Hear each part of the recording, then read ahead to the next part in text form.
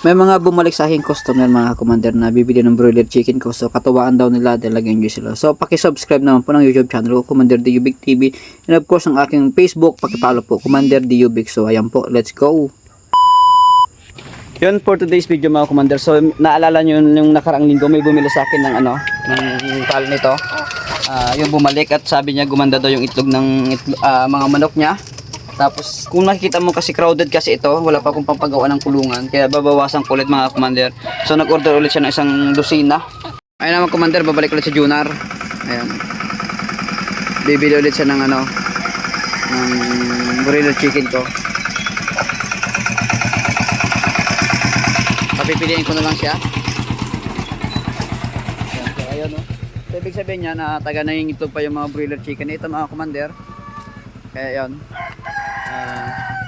Papipiliin na natin siya kung alin ang kursunada niya dito. So hindi ako bumibili dahil hindi ako kumita. Marami kasi akong nasikaso, may gulayan ako. Tapos mayroon pa ako mga native na manok, pero titira pa ako nito mga commander, mga 50 para talagang matututukan ko ng maayos.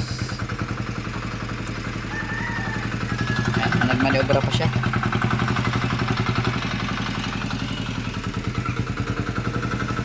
So kita mo nyo naman kagigilas pa oh.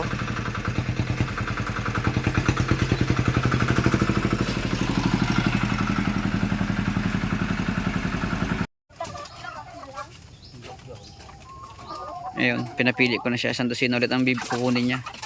Hello, El. El.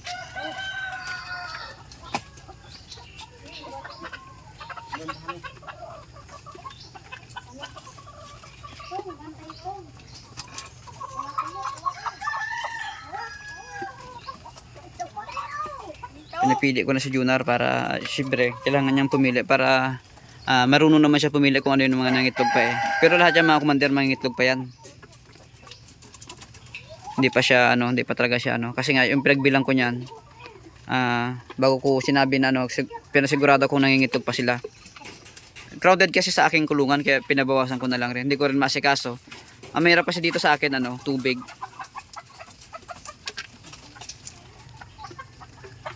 Tubig ang pinakamahirap dito. Yan kasama niyo yung mga pamangkin at anak niya.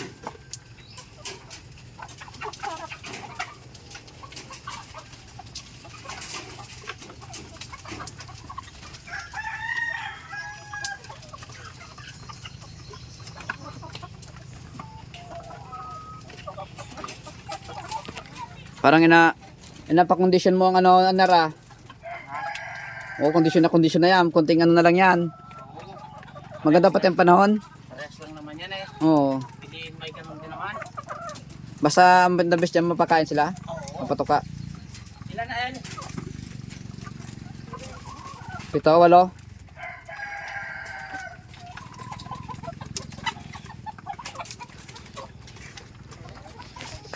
Pasyam na yan tayo.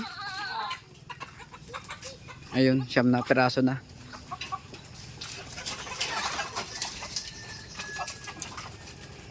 Sampu.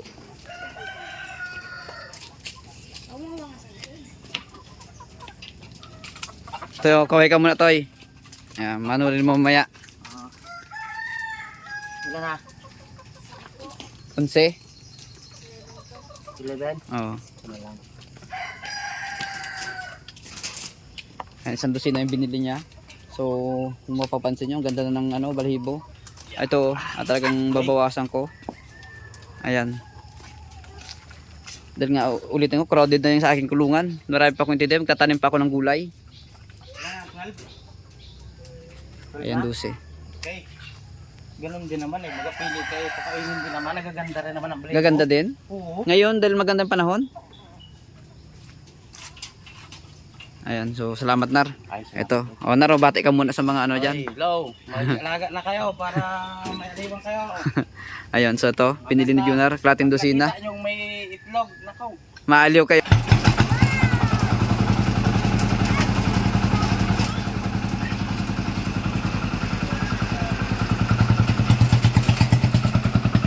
Ayan, so kinuha nyo ulit. So binayaran nyo ulit ako.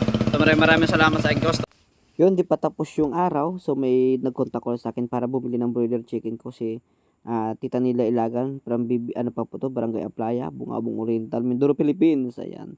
So kinontak pa ko kasi nga birthday niya. Happy birthday Tita Nila Ilagan. So birthday niya daw at kailangan niya daw ano ng syempre pang handa sa bisita at syempre pang pulutan na rin. So kaya nagkuha siya sa akin ng aking broiler chicken mga kakommander. So ayan mga kakommander, naglalakad ako para sunduin ko sila Tita Nila Ilagan at si Cons Jason.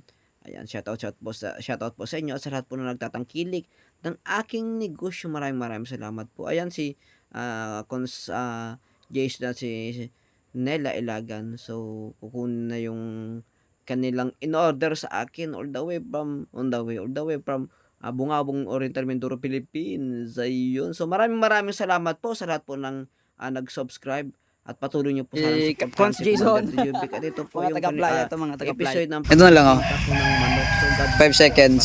maraming Ayan, 5 seconds. Okay na.